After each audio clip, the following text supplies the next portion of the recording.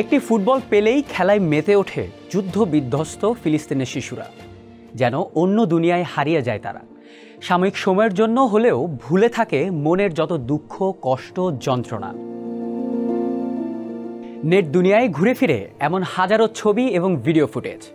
একদিন কিংবা আরেকটি মুহূর্ত বাঁচার অনিশ্চয়তায় থাকা ফিলিস্তিনি শিশুদের ফুটবল প্রীতি ফুটে ওঠে সেগুলোতে।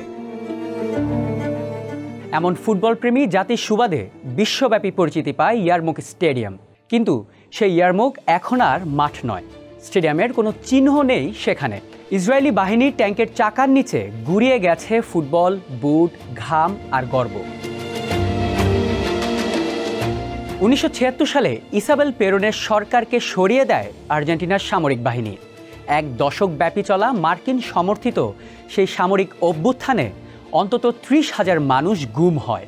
কিন্তু ফুটবলের আন্তর্জাতিক সংস্থা ফিফা সেটিকে মানবাধিকারের চরম লঙ্ঘন মনে না করে উল্টো তখন ঘোষণা দেয় যে আর্জেন্টিনা বিশ্বকাপ আয়োজনের জন্য সম্পূর্ণ প্রস্তুত।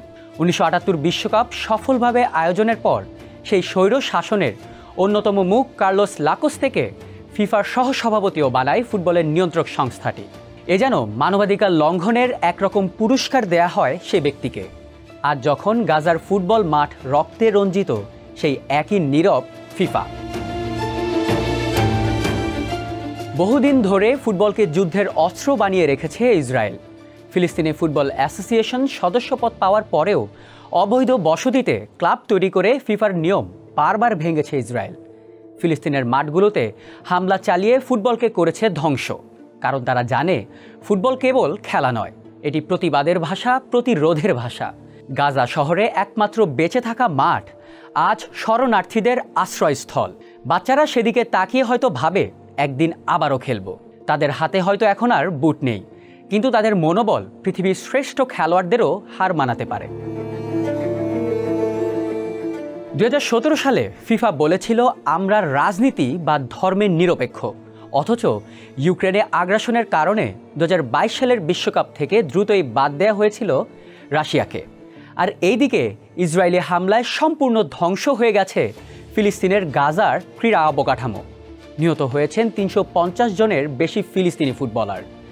বিমান হামলায় নিহত হন ফিলিস্তিন অলিম্পিক দলের কোচ ও একসময়ের বিখ্যাত মিডফিল্ডার হানি আল মাজদার।